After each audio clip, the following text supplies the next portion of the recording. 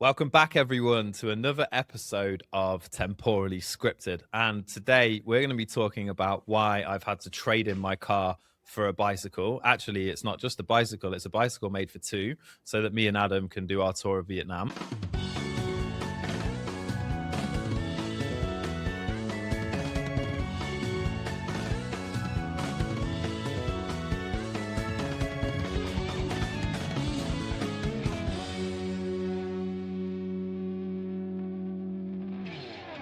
There's a different look about myself and Adam. Mine's a little bit prepubescent, but Adam is here. He's back, and he's got a beard. Adam, what's the story? What's going on, my friend? I don't know, really. I started doing this TRT stuff, and all of a sudden I woke up and just it worked really fast. TRT or HRT? Well, a little bit of both, cover all bases. Then I was watching a Jason Statham movie, and there was just so much testosterone in that as well. But just all of a sudden, it grew a load of facial hair. It's mad, really. Very nice. Yeah, looking good. Looking good. I'm surprised you're allowed to get away with that. Yeah, it doesn't work that well in Vietnamese culture, does it? You don't see many beards, apart from obviously Uncle Ho. Well, yeah, this is it. But yeah, I don't know. Maybe I'll try and bring it back and sort of make it popular. Or I don't know, like we joked before, it's maybe if a beard's not so good, maybe a sort of Salvador Dali style tash might look good. I think I'd get a lot of respect. Bring it back. Even more respect than I get now, which is not very much. Not hard to double that level of respect. Not really. If you double zero, it's still zero. Yeah. At least I think so. I'm not very good at maths. Anyway. So yeah, what a week. Oil is now more than $100 a barrel. I'm glad that I have, heavy oil investments, and I've got a few barrels in the shed as well, because I thought this might happen at some point. So I noticed that all the countries that are in this pact are releasing 400 million barrels of oil to try and keep the prices low. And I was asked to put 2 of my barrels in. Right. But I've only got 8 barrels. I said no, because I'm not part of the pact. I'm going to wait till it hits $200 a barrel. At least then you can get $400.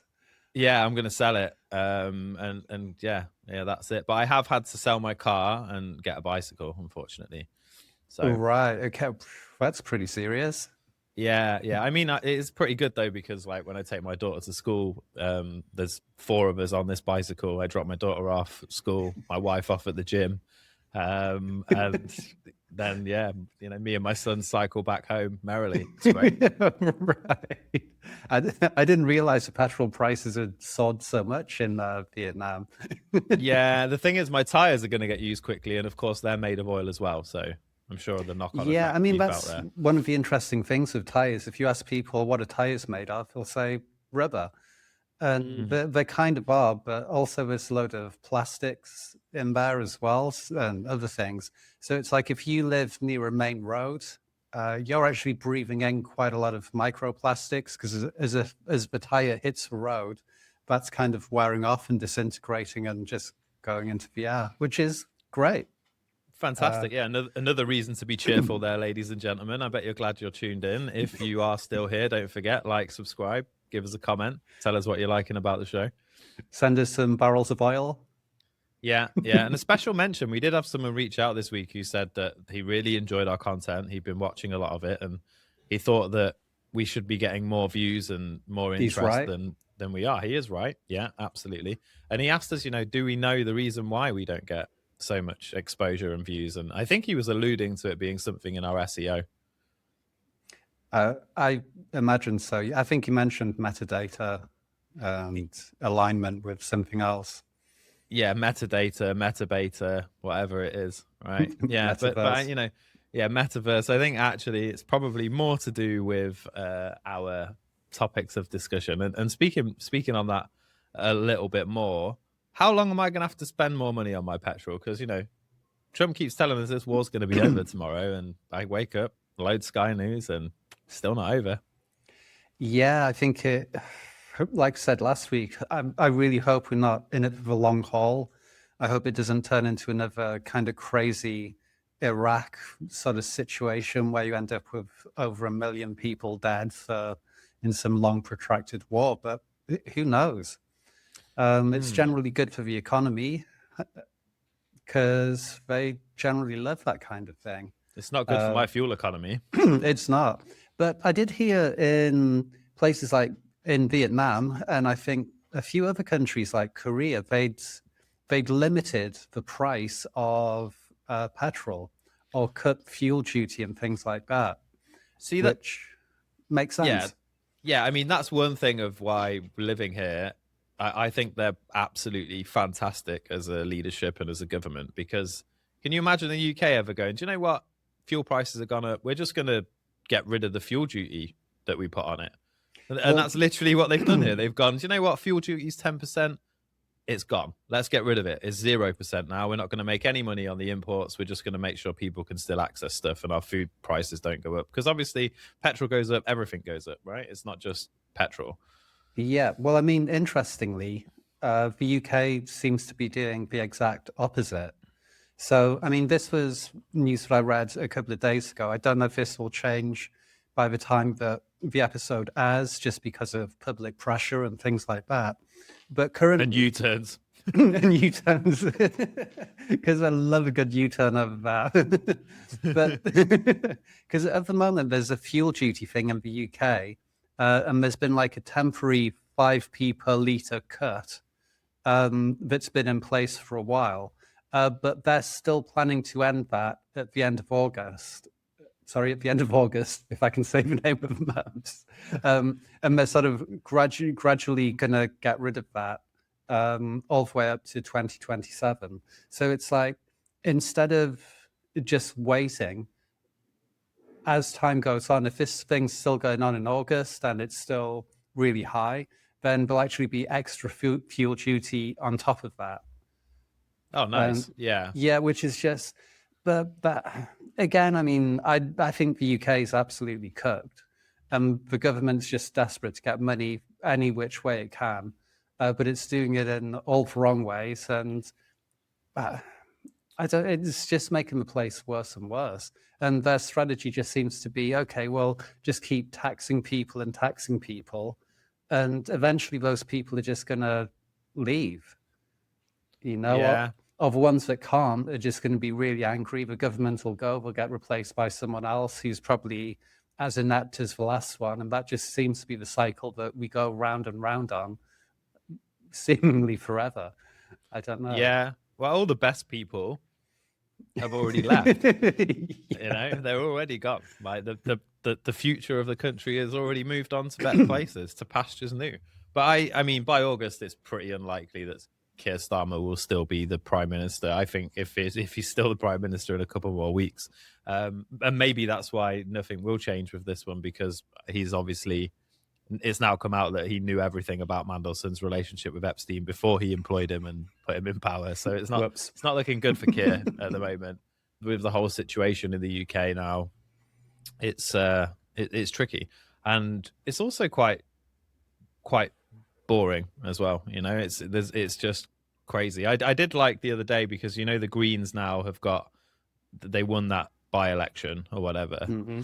Someone was interviewing him, asking him if he was going to make like everything legal, and he was like, oh, if people want to smoke, then they can. We're the Green Party, we're not going to get involved in that. I was like, okay, cool.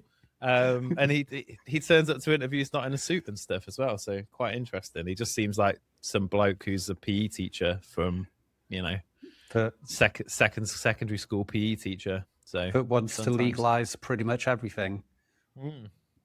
Yeah, might not be so great for society in a way. No, I know, I don't think so. And it's something that's interesting. If you'd have asked me that question in my 20s, I would have been fully behind it. But I mean, as well. So I think they campaigned a little bit on that, but also a huge part of it was their like Gaza anti-Israel kind of stance. And so all this kind of like Muslim communities, that was like a really big thing. And so that's part of how they won, I believe. And getting like whole families to vote and things like that as well.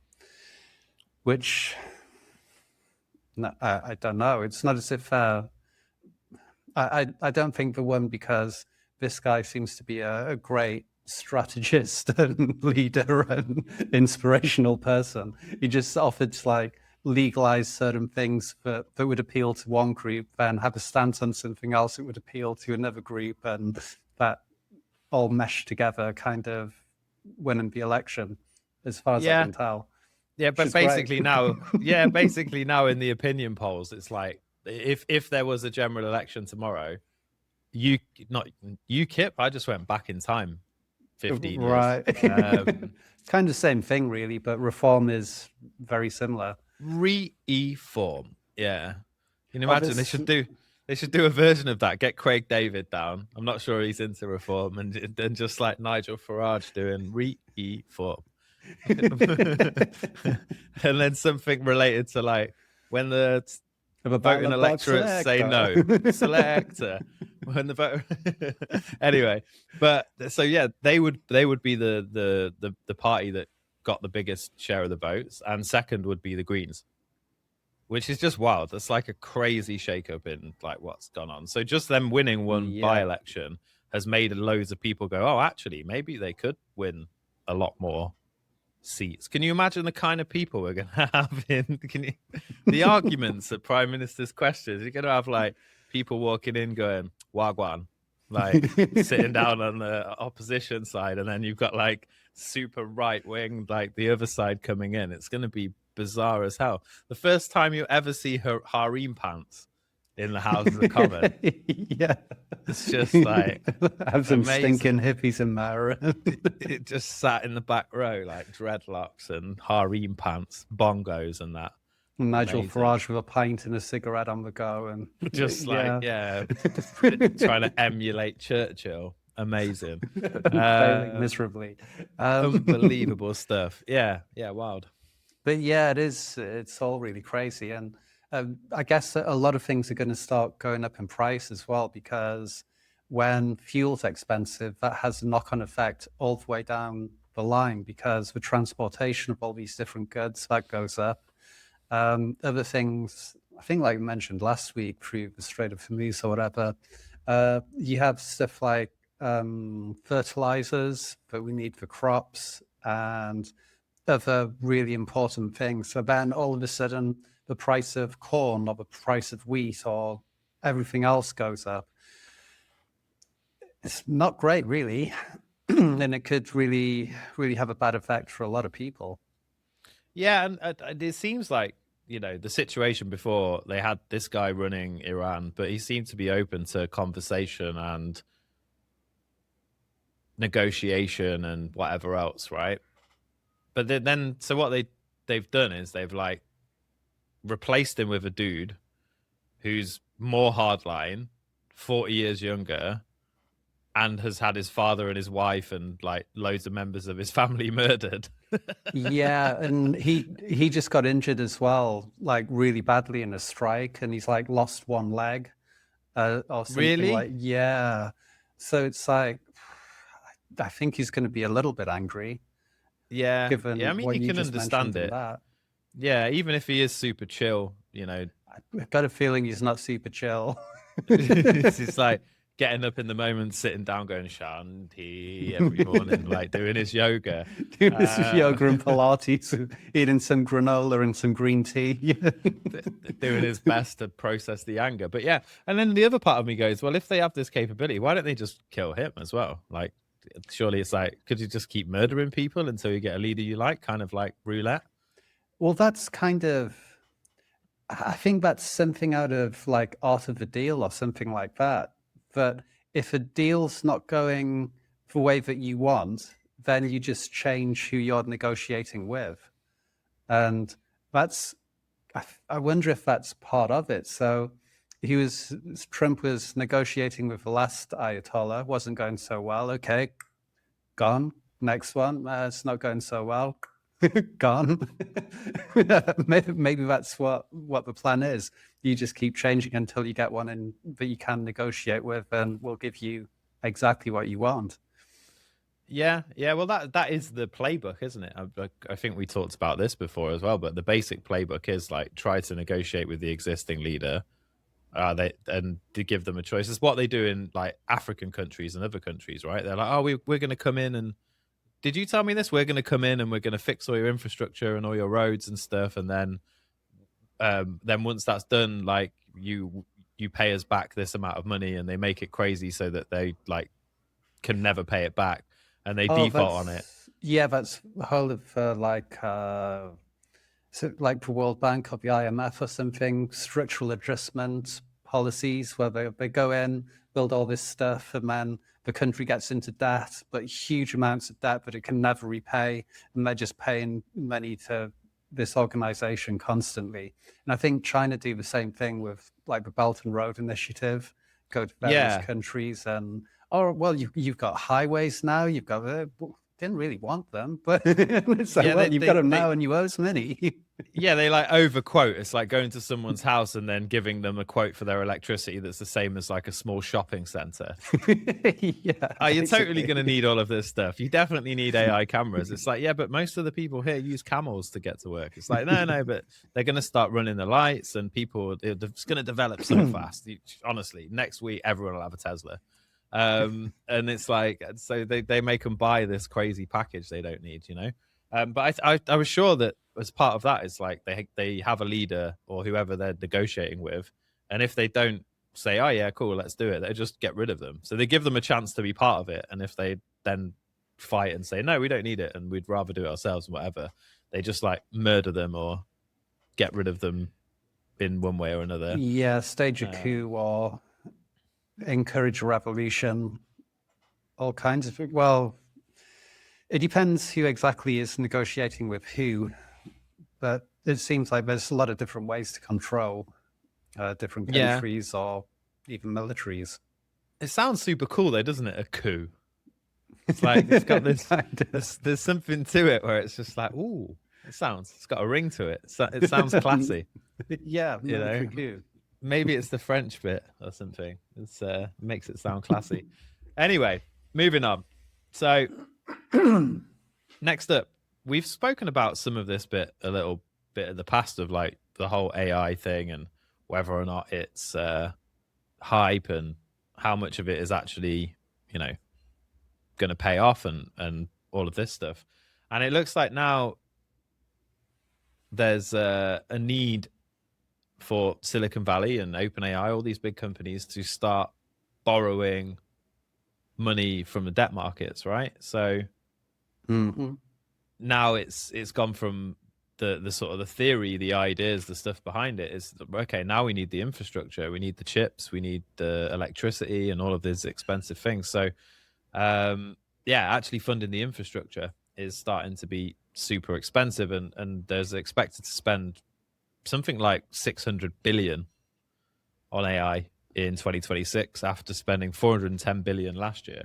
It's interesting because it's also about to get useful. Like agents are now at a point where they're pretty damn good. You can actually get to a point where you can start replacing employees and stuff with things. So I guess not just employees, but whole departments. So I don't think it'll be long. And there's probably people doing it now where they're basically running their own company that does whatever, but you can have an AI agent who's marketing, another one that's accounts, another one that does something else. And you can have all these agents then working under one control agent that you talk to and tell it what to do. Yeah, it is. It's there. I've seen it. I know people that are doing that exact thing. I'm currently working on an AI agent version of myself that's designed to troll people on YouTube. And that's nice. Yeah, it's not really, but it's you could build that. It's something that will be like an AI version of me that can talk to my clients and stuff and help them build things out and all of that without me having to be there. So that's just one small thing. I also know someone else who just pays like 35k a year to Perplexity to have an agent that does all kinds of crazy stuff. So it is about to work, but again, this feeds more into like how much infrastructure is actually required, because it's really difficult. I mean, I was reading the other day that OpenAI, I think it was 1 point something trillion that they were looking to invest in the next, I don't know if it was year or two, but it's just crazy amounts of figures. And the thing is, it's like, how do you get people to invest? Because do you want to invest in this and we'll buy some chips? But then a year later, the chips are kind of obsolete and you need new ones. And I don't know. I don't know how they're going to make the money back. That's sort of $20 a month to cover all this, because it's a huge amount of investment. But I think they just need to keep rolling with. And I wonder as well if they're getting a little bit desperate in a way, because like, I don't know. I think there's a good chance that Grok will be the main AI. Because have you heard of Elon Musk's plans for the orbital data centers? No, go for it. Right. So the idea is you just send a bunch of satellites, not like 5 or 6, but like thousands into space, and they'll have a solar panels on them, and then they'll have the processing, all the chips, everything, AI processing inside the satellites, and then you just beam the information up and back. And because the satellites are far enough from the Earth, they're pretty much never in the dark. The amount of solar radiation is so much higher in space than it is on Earth. So the idea is he's just going to launch loads of these into space. He can just then get like terawatts or whatever of electricity and processing done completely for free, really, once they're up there. And I don't know, I just have a feeling that I don't think any other AI company or anyone has access to launching all these kinds of things into space. So he can use it first for his. Maybe he could rent out some of that processing power to other people. But I think in the long run, once he starts doing that, I think that just makes Grok win. I mean, it's a big thing anyway, and whether it will really happen, I don't know, but I think it probably will. And then his next plan is to, on the moon, it has raw materials like silica and aluminium. So to set up factories there, I imagine manned by robots, and they just build the satellites and just launch them from the moon, just every 2 minutes, just like. It's going to start nuts mining the moon. Yeah. Yeah, I like it as well, because he can then start renting that infrastructure to the other platforms other people will be renting. I could just imagine him on the phone to Mark Zuckerberg. He's like, "Go on, Mark, if you really want me to give you this, could you just bark it at me like a dog?" Yeah. Well, no. You don't sound enough like a dog there, Mark. Can you say, "Please, can I use your second?" Come on, do it again. One more time. Okay, this isn't really working for me. Could you just come down to my office and dress like a dog and bark at me like one, and then I'll give you access to it. I'm not even going to charge you that much. I'll just charge you what it cost me. I think that would be quite a beautiful image. Hold on, I've got Sam on the other line. Hey, yo, Sam, what's up? What's that? You want to use my satellites? Yeah. Could you just come to my office dressed as a cat?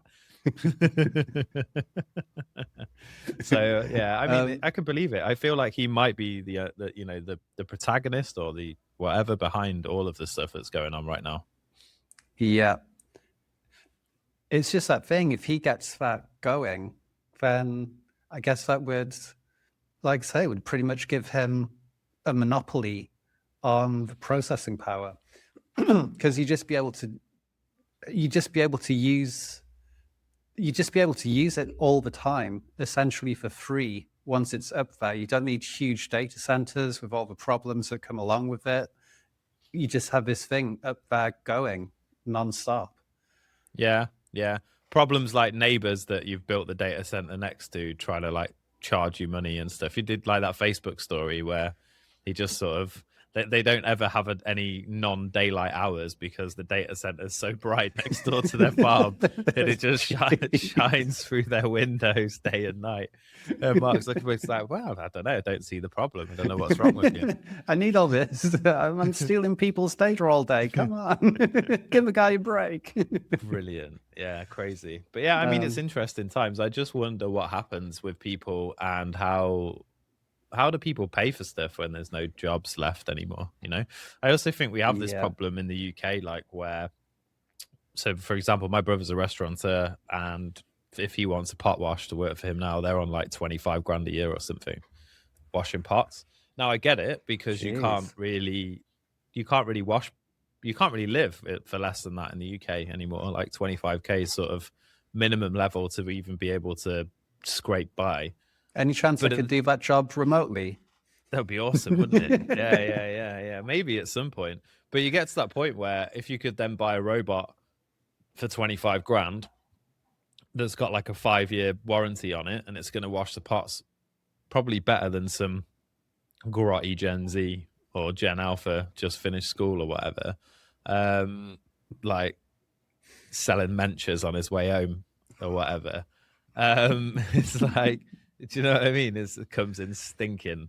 But anyway, it's probably they've got a high opinion of some groups of people. Dish pigs, pot bitches. Anyway, so pot bitch, yeah. So you can't call a robot that, or maybe you could call it the pot bitch 5000. I don't think it would get offended. I don't know. No, it wouldn't. Especially not if it's made by. Exactly, yeah, the Elon Musk pot bitch 5000. But yeah, it's people are going to start getting replaced. I also think on the other side of it is, I don't think middle management levels or even upper management levels have had much of an increase. Like I don't think there's like a massive 100 grand a year plus jobs in the UK. So like, what's happened is the bottom level's been like pushed up and the middle level's just been kept the same. So now it's like, I could go and work in a factory or wash pots for 25 grand, or for 32 grand, I could manage a team of 6 people, have loads of stress, have to stay late when things don't work, and be responsible for all this extra stuff, and be less likely to get a pay rise because the level is so much higher for me to overachieve. Like, why would I bother? I might as well just pack boxes or wash pots. I think also for UK, with some pay rises, some people just don't want it, and for many reasons. So instead of it being like the amount you earn compared to the amount of tax you pay, instead of it just being a sort of diagonal line, it's this weird step thing. So it's like there's probably, there are certain doctors and things out there that would love to work some extra hours in the hospital, clear the backlogs, all that kind of thing. But when they do that, that brings them over the 100 grand a year, which instantly puts them into this like crazy high tax bracket. So to actually get any extra benefit, they'd have to work like an extra 20 hours a week to get an extra pound. You know, it's really crazy. So a lot of things in the middle aren't really changing that much because people just don't want to. You know, and it's like if you get paid like 37 grand, you get X amount. If your wages go up to like 42, that could actually be a really bad thing.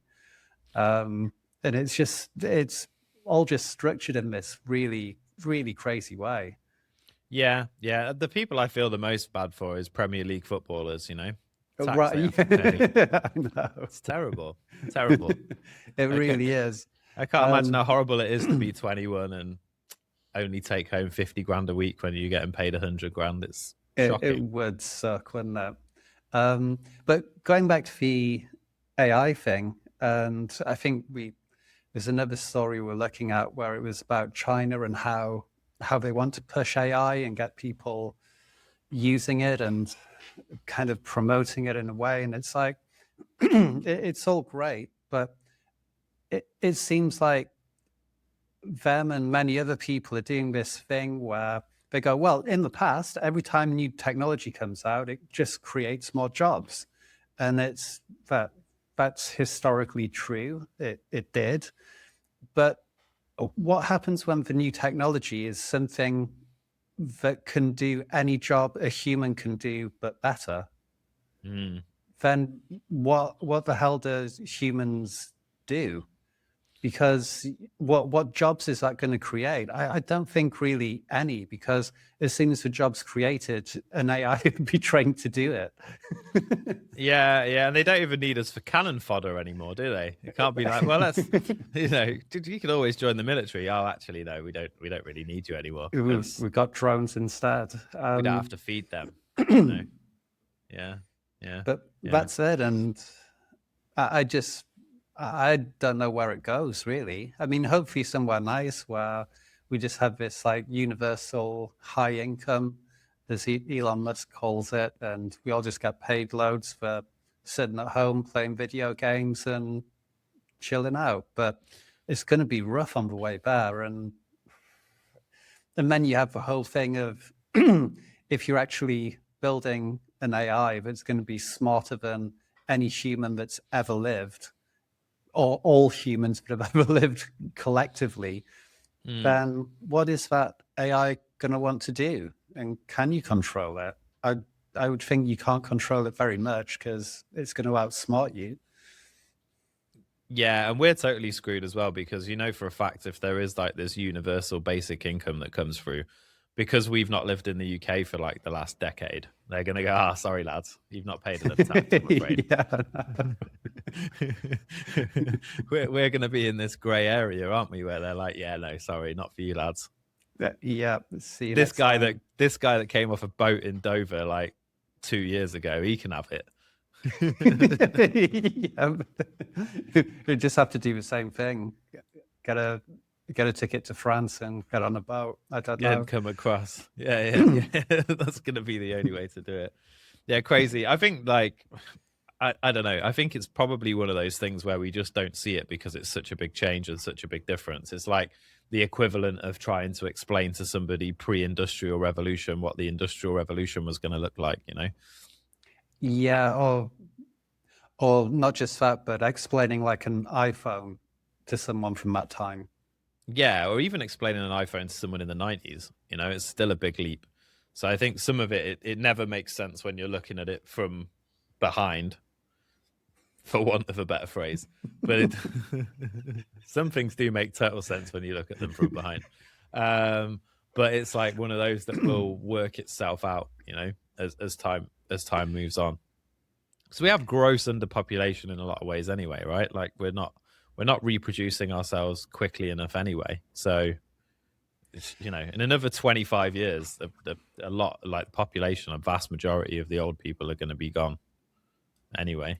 Or maybe not, because again, with medical breakthroughs and technology changing so quickly, that thing of longevity drugs and whatever else, that might be just around the corner.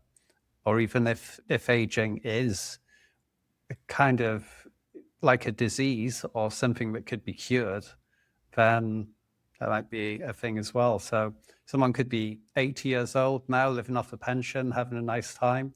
We might be able to reverse their aging, and then they can get back to work again. Yeah, I think we do should another 60 years. we should just keep it a secret for 20 more years and then roll that out. Oops, sorry. Yeah, we forgot to tell you about that at the time. Crazy stuff. Okay, let's move on. So next story I want to talk to you about is a bit of a change in direction. But it's interesting because it kind of leads into dead internet theory, all of these other things, AI coming out, and it's something that you came across when you were researching this episode, right? So tell us what happened while you were researching this episode. Yeah, so generally what I do, a number of things, but one of them is I'll go on like a news app, and every day I'll sort of check it because I do that anyway. But yeah, anything that I think would be a good fit, whether it's a funny story, something serious, whatever, I'll bookmark it and use it later. And so, yeah, there was a couple of stories that I thought were absolutely hilarious or kind of fitting. But then it turned out, let me just check. One was from 2017 and another one was from 2018. And it's just so strange how and it didn't even, when I was reading them, I didn't notice that even mentioned those dates. And it's like, okay, we've had some news, let's just recycle it.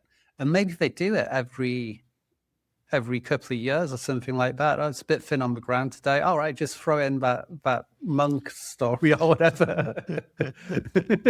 There's just filler. And there were good stories as well. We had like what did we have? We had a monk in Thailand who was buried and exhumed. But when they exhumed him, it after a year, I believe, it seemed like his body hadn't decayed and he was smiling. Thought that was pretty cool. And then Pretty random. Another one about a time traveler who visited the year 8973 and claimed to have proof, which wasn't really any proof at all.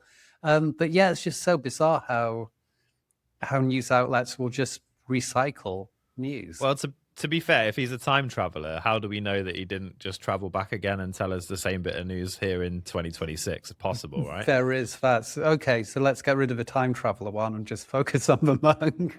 On the monk, yeah, because that's just the way. Like, if he can come back whenever he likes, can't he? Maybe it's like, oh, I've been to 2018, I've been to 8,973.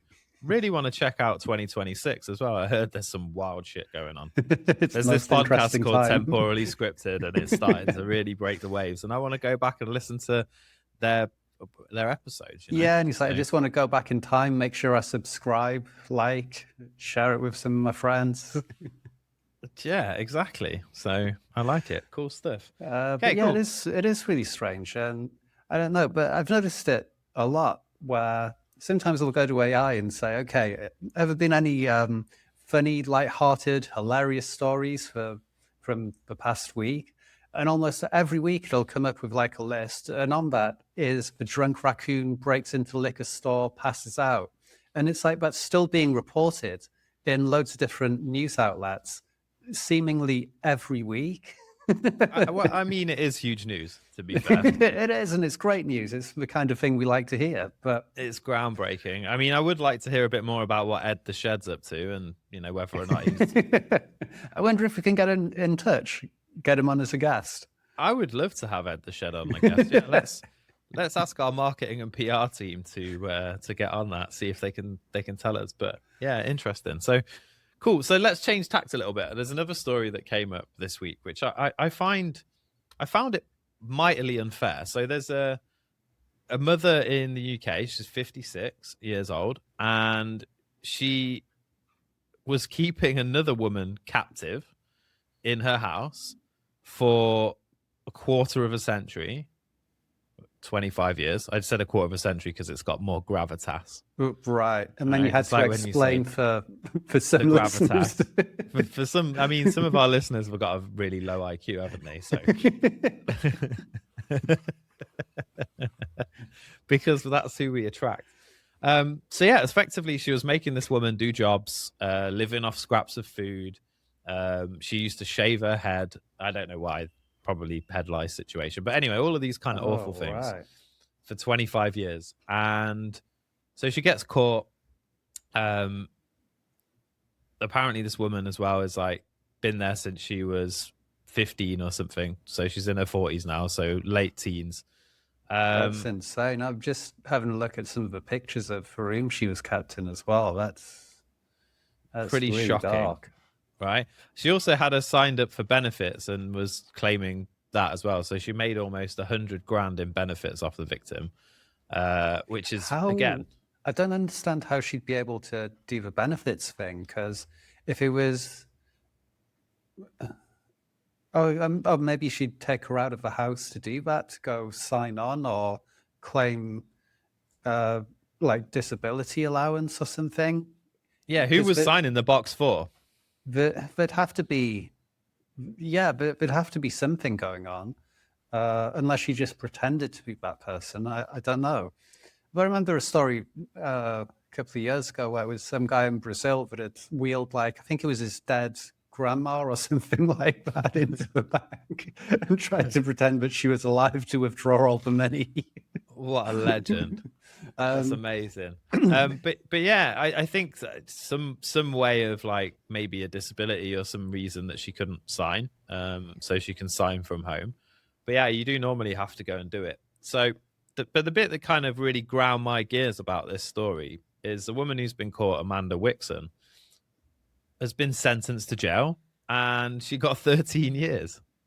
So she's kept this woman for 25 years, and she's been given 13 years jail. Apparently, will only serve 2/3 of her sentence, at least, assuming that she gets off for good behavior, doesn't have someone. Oh yeah, because it could be. Yeah, that's At nuts. least 2/3. But yeah, it seems mightily unfair, doesn't it? Like, I feel like a more fitting punishment would be sentenced to be the other woman's helper for the next 25 years. Yeah, and also pay her 100 grand. And her benefits. Yeah, yeah. You know, like an eye for an eye, a tooth for a tooth. Like, well, I just wonder how this came about as well. How do we get to that situation? But I guess these things do somehow happen. And it's one of those weird stories as well where you could be sat at home looking out the window, looking down your street, and you never really know what's going on. What could be going on inside one of those houses. it's terrible. Yeah. So apparently she had learning difficulties, and had been known from a young age, and she moved her in from the age of like 16. So yeah, terrible story. Like, some of it, she would like not let her squirt washing up liquid down her throat, beat her with a broom handle. Like, how is that only 13 years of prison, man? It's crazy. That's insane. That should be at least sort of like 25, you would think, because that's really cruel and barbaric. Yeah, yeah. I mean, yeah. It just some people in the world are terrible, right? It's absolutely. Yeah, I mean, the legal Disgraceful. system, it's a really difficult area as well, because, I mean, with this case, this woman goes to jail or something. Will she be rehabilitated after that? Or will she still be some absolute, I don't know, sociopath, psychopath, whatever terrible, just terrible human being? And it's the same with a lot of crimes, It's like someone goes to jail for like stealing cars or something. They go to jail, they come out better at stealing cars because they've spoken to other people who steal cars, and it's rare. I don't know, it seems like it's quite rare that people come out and they're completely rehabilitated and on the straight and narrow. It happens, but it doesn't seem like something that happens often. And then our last story today, before we get into our top fives, we struggled this week to find an animal story. There doesn't seem to be a lot going on other than, Americans bombing people and stuff. So and the British taking like 10 days to send any boats there, because it's like, oh, what? We got to send boats places? We didn't realize we still had to have a military. Which is actually nuts. That like you have a fleet that's just not ready to go. I remember years ago as well. I don't know if it's still true now, but there was like everything was running on Windows XP. Like state-of-the-art aircraft carrier. It seems like after World War II, we just thought, you know what? Let's just forget about it. America will look after us. It'll be fine. Well, there was a point where there was that meeting between Churchill, Stalin, and FDR. I can't remember. But at this point, Churchill basically knew that was it, and there was going to be America and Russia that would take over as like world leaders, basically. Because during the war, especially, England just spent all of the wealth that the empire had, and it just stopped being one of the top dogs on the planet, really. Yeah, survival, right? But at what cost? Totally. Anyway, onto something that's a little bit more happy for the animal world, and for the bourgeoisie as well. It's like a double win here. Double whammy of goodness. A double win here. So yeah, lab grown foie gras and chicken getting safety checks. So very soon, these new cultivated meats could be winging their way to a supermarket near you. What a world we live in. Yeah, I mean, I just really hope that the safety checks are thorough. I've got a feeling we have absolutely no idea what this stuff is or what we're eating or what it could potentially do. Yeah, what I like is that Dr. Vincent, who's in charge of testing this stuff, he said no new foods reach UK shelves unless they meet our high food standards. So the public can be assured that the food is safe and what it says it is. I mean, I don't know if I'd rather eat like flies and stuff, like fly larvae than Oh, okay. lab grown meat. I'm not sure which one I would rather choose. In theory, I really like the idea because if it's efficient, and also you could. I didn't say anything about fish. Oh no, efficient, not a fish. Yeah, okay, sorry. Yeah. Maybe you could have some fish flavorings, but it depends how well they do it. Because maybe in theory you could produce like the perfect steak every time. It's not going to be like a chewy bit here and there, or it's not. You could just make like the perfect thing. If they could roll it out and it sort of becomes really low cost, and we can just grow this stuff, that would be amazing. You also don't need to like have a load of animals and kill a load of animals, but then a lot of animals don't get life. So which is better? I don't know. If they're not alive in the first place, but potentially it could be something really good. But I worry about the safety standards. Yeah, What are we actually eating when we eat this stuff? Like synthesized proteins, but and is it going to be one of those things as well where we go, oh well, yeah, it's perfectly safe, but you don't get any symptoms of it for like 5 years or something? I don't know if there's anything potentially dangerous in it. like BSE or whatever that was, CJD and that beef thing. Right, We have mad cow disease. Creutzfeldt-Jakob disease, I think it was. Yeah, or all of that stuff. Yeah. I mean, the other thing is you lose the fun of like going past a herd of cows and going beef burgers. It's just like is that still a fun thing for you? It's one of my favorite things to do because there's quite a few cows around my area, and they always leave pats outside my house and go through my garbage and stuff. So cows are a menace for going through garbage bags. Like you wouldn't believe it. So yeah, really? I go, oh, eat beef burgers. Or like when when I was a kid, there was a turkey shed in our village, a big turkey place. Turkeys are properly vicious as well. If you fall over in a turkey shed, you are done for because they're in the same family as vultures. So that's why they don't have any feathers on their neck. But I used to love cycling past there as a child and shouting, "Christmas is coming soon." That's one of my favorite things to do, Good. Well, I mean, I think I had different hobbies when I was a kid, but did you grow up in the city though, or the countryside? More like the country, closer to the countryside than the city. It's like I guess it was a village, really, but like a really big village. It was almost a town. Suburban. Yeah, kind of, I guess. But yeah, I mean, there was like fields and farms like over the road from where I lived. There you go. So, well, and I can't believe you've never gone like cow tipping or shouting meat animals. Going past the pigs going, sausages. And you know that they can't understand you, right? Well, yeah, but it doesn't make it any less fun. Anyway, enjoying the fact that you're top of a food chain and they're not. Yeah, I've had a few conversations like that in my time. Anyway, moving on. So that brings us into the final segment of our show, the bit that I look forward to the most every week because I'm seeing what you've come up with, and I know it's a challenge to come up with something brand new every single time. So take it away with this week's Temporally Scripted Top 5s. Yeah, I can't even remember what we've got. It's quite exciting. Oh, right. Oh, awesome. You definitely prepared really well. When I saw the title for this one as it slid across my desk, I did think of some things that I'm definitely not allowed to say. Yeah, because it is the top 5 shockingly expensive substances on Earth.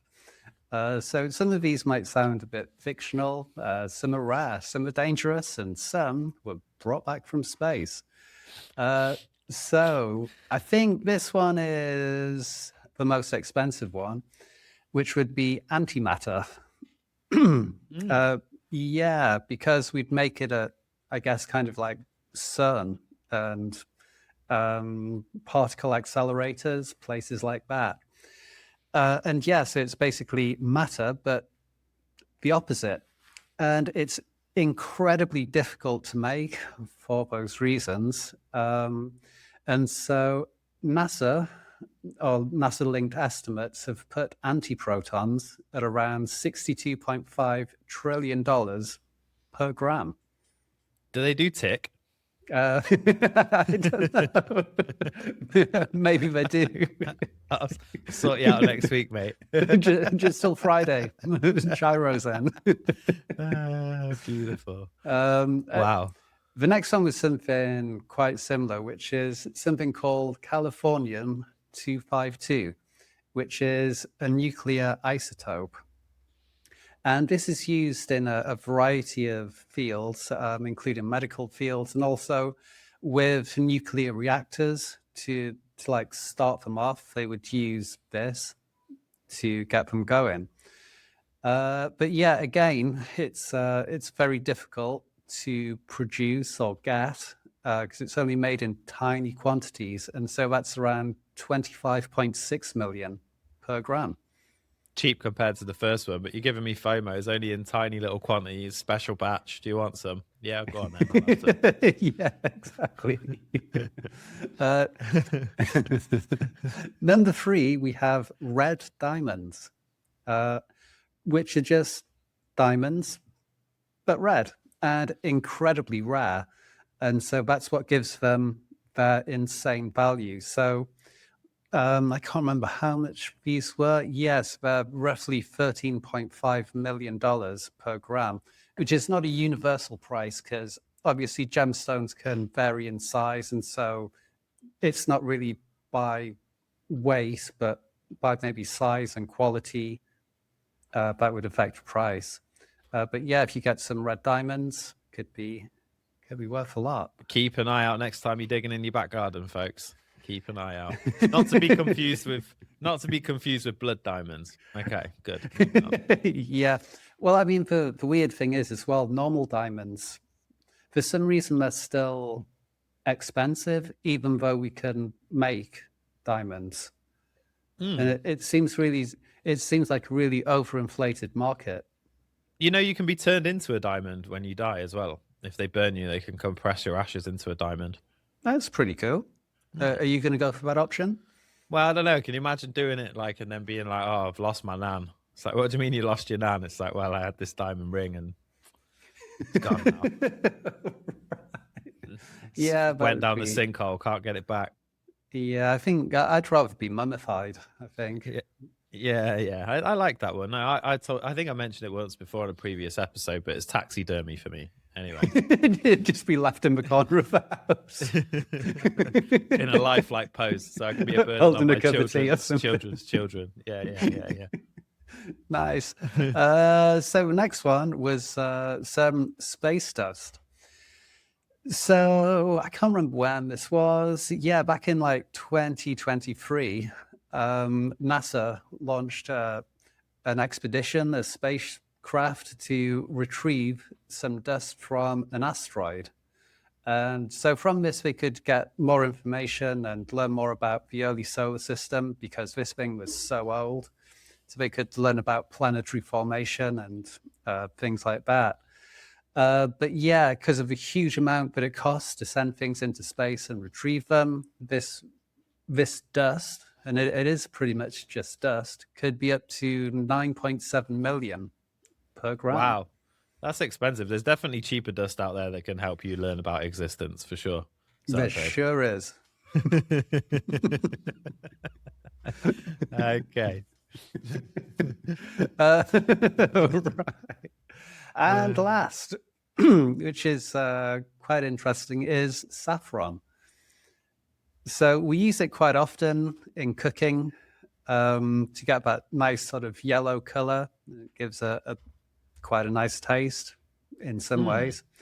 But yeah, it's probably the most expensive thing that you'd have in the kitchen, I guess, because it comes out as about $3,800 per kilogram, or I mean, it's only $380 per gram, but just because of what it is and the process that goes into making it, because it's the stigma from a certain kind of crocus plant, and the stigma is like the bit that receives the pollen and traps it there. So it's just this tiny little bit of the flower that's like cut off and then dried, and so it's just so labor intensive to make it.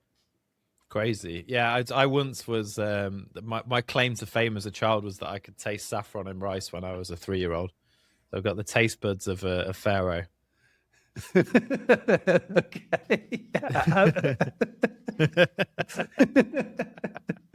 Right, I've never heard that before, but okay.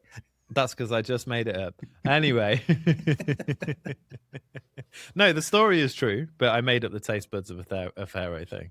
Oh, Does sound like okay. like a sort of Del Monte like tagline, doesn't it? Taste buds of a pharaoh. Why would that be good for Del Monte? I mean, because if Del Monte says yes, you know it's the good shit, right? That's because when the man from Del Monte, and he used to go around in a Panama hat in a white suit to get pineapples or something. Yeah, and then if he says yes, that means that you can sell all your pineapples to Del Monte, which is probably great for the first few years until you've not got any other market available and they drive the prices down. Yeah. and they'll only accept pineapples between 12.2 and 12.3 centimeters circumference. And then all the different lawsuits start because of worker conditions and rights and various things. Pesky rights. Yeah. Exactly. I think it should just be done away with. Anyway, I guess that is our top 5 for this week. Fantastic. I like a substance-based top 5. It really is a good one to go through. Fantastic stuff. Excellent. Okay, well, that brings us to the end. I'm sad, as always, that we've got to the end of this, and it just reminds me again of the word that we learnt last week, where time is always passing away, and these episodes, they pass by and they will never be repeated. But for you guys watching at home, they can be, because it's a YouTube video, so you can watch us more than once. And if you've enjoyed it today, don't forget, give us a like, subscribe, tell your nan, tell your friends, and we will see you next week for another episode. Adam, thank you very much. Thank you. See you next time, folks. Bye. Goodbye.